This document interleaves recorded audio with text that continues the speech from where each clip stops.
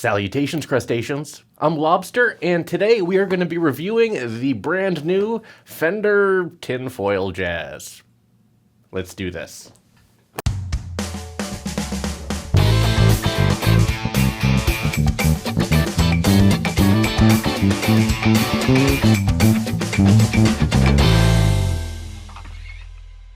This is the brand new Fender Gold Foil Jazz, a 60s era tribute with some interesting features. One being a completely misaligned bridge that makes the E string completely unplayable in terms of output. To accompany this misaligned bridge is a lopsided nut to give you this awesome effect where the strings are just all over to the bass side of the neck here. And you just have a huge amount of neck over here, and the string is right on the edge over here. Now you do have adjustable string spacing here, a very nice touch with these grooved saddles. However, one thing about these saddles is the bridge has no retention grooves. So when you're adjusting the spacing or the action, the saddles just move around everywhere and it's a mess. Let's go over the specs of this early April Fool's joke right now. Starting with the body, this is an alder body finished in a sonic blue. And that is accompanied by this Tort pickguard that encompasses the gold foil pickup, as well as the volume and tone controls for that pickup, and the input jack. Now, unlike a regular jazz bass, we have a one-piece pickguard that encompasses the control plate. One great upside to this design, though, is you need to kind of remove everything if you want to adjust the neck. Actually, I believe you need to remove the neck entirely if you need to adjust the truss rod. Great! This is awesome! The pickup here is the aforementioned gold foil pickup. I think it's a nice looking pickup, and it sounds really nice with the A string, the D string, and the G string. Unfortunately, because of the bridge placement, even with the grooved saddles to adjust the string spacing all the way this way, we still have barely any output on the E string because the bridge itself is misplaced. How this got through quality control, I have no idea. What's even better is I am not the only one. Here are some pictures from various examples from a prominent US retailer who offers pictures of the different examples that they have. I'm not going to mention them by name, and I'm pretty sure they're probably going to do something about these basses at this point. And here's a picture from Fender's own website. The bass is even angled in a way that would try to, make it look as good as possible, and it's still way off. How did they get away with this? How did this get through QC? This is insane. The way to fix this would be repositioning the bridge, which involves removing the bridge and filling the holes with toothpicks and super glue, re-drilling new holes, and there you go, and then reattaching the bridge. On top of that, you're going to have a new nut as well, because this nut is very lopsided towards the base side of the neck. Speaking of the neck, let's talk about it now. So we have a maple neck with an ebony fingerboard. This is a 60s style C-shaped neck with a 9.5-inch radius for the fingerboard. We have 20 frets as well as a cream binding around this fingerboard. Honestly, the neck plays very nicely. One big gripe that I have though is the fretwork. It just feels incomplete. The frets themselves are level, I don't get any fret buzz, and I'm able to get the action quite low. However, the ends of the frets, like the top corners, aren't really rounded off and they're kind of sharp. Nothing some time and a fret file can't fix, but for a $1,300 instrument, I would have expected better. And then moving up to the headstock, we have the paint-matched facing as well as these 4 Fender Lollipop tuners. Now let's go ahead and turn this Fender Tinfoil Jazz Bass around. Around back, we can see pretty much nothing, just like the level of QC that was put into this instrument as a whole. And then we see the standard Fender-style 4-screw neck attachment with this Fender-branded neck plate. Moving up to the neck, we see the back of this relatively nice neck, and up at the headstock, we see these large footprint, open-geared lollipop tuners. Vintage, yeah! And how much does the Fender Golden Shower Jazz Bass weigh? This particular example comes in at 9.4 pounds, which is relatively well weighted for a vintage-style Fender like this. But weight doesn't really mean much if it doesn't balance well, and let's see how this bass balances. In the lap, Neck Dive City. And honestly, while I'm playing it, I find myself fighting the neck a lot. With the strap in the lap, Neck Dive City. Standing up, it's actually decently balanced.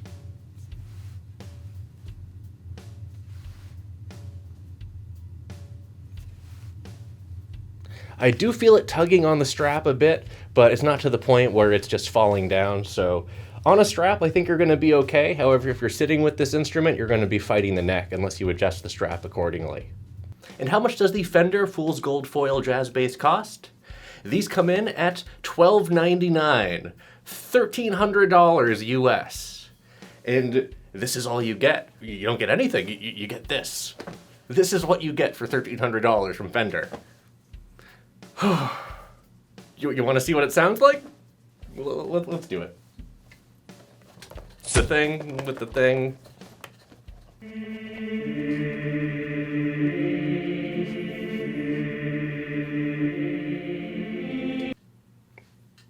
Thanks.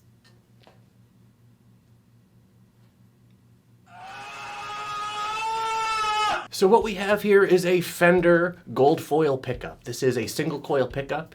You will get a little bit of single coil hum in a noisy environment. That being said, it's not the noisiest pickup in the world, but it's still gonna be there. But instead of going right into how bad the E string is, I'm gonna tease you a little bit.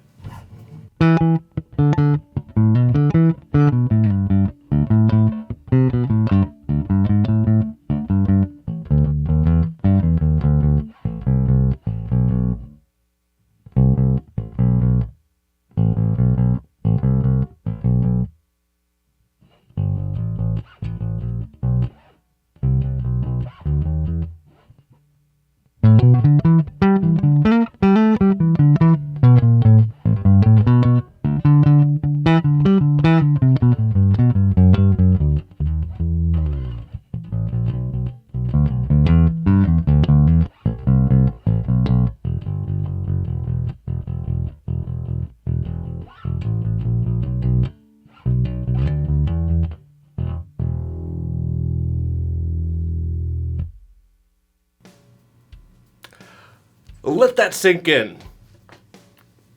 I'll wait.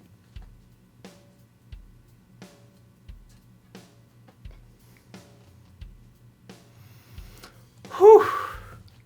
I'm genuinely upset by this. So first I gotta say, I did not buy this bass. This bass was provided to us by friend of the channel, Bully the Kid, who is a Fender artist and received this bass at no cost to him.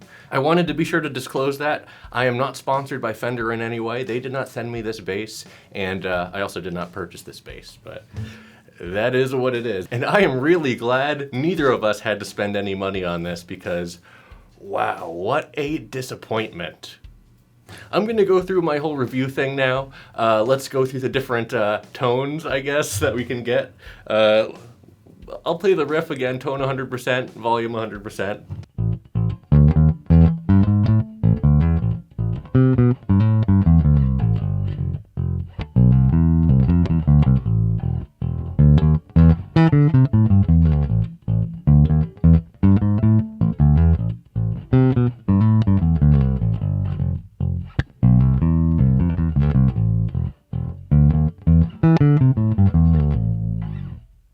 Next, let's take the tone down to about 50%.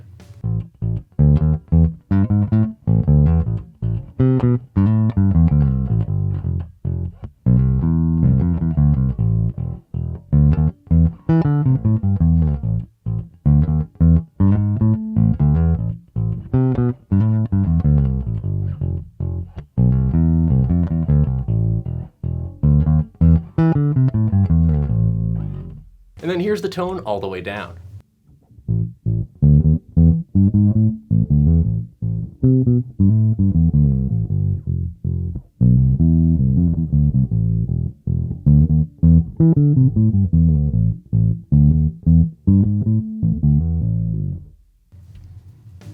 Let's take the tone back up, and I'm going to show you something real funny. So you can actually make the volume go up when you bend it because it gets closer to the pickup.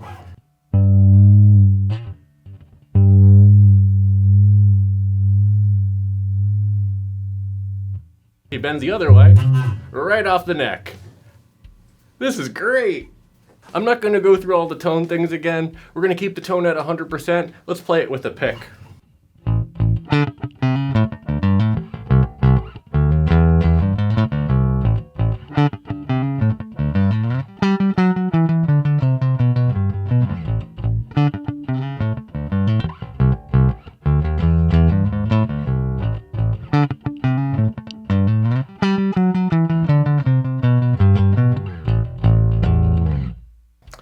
let's put that away and let's slap it.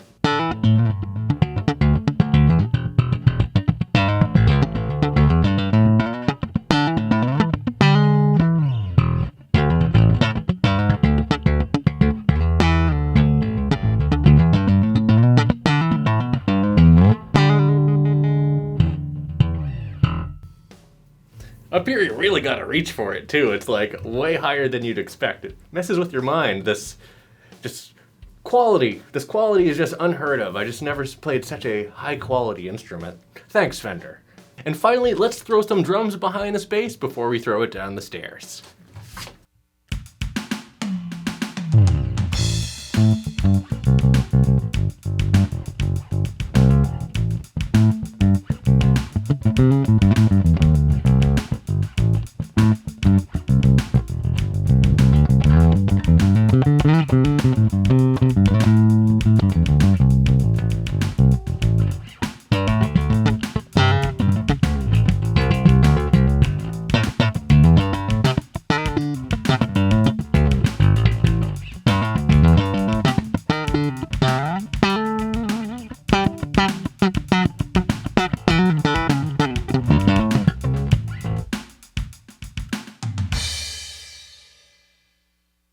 So here are my final thoughts on the Fender Old Moyle Jazz Bass.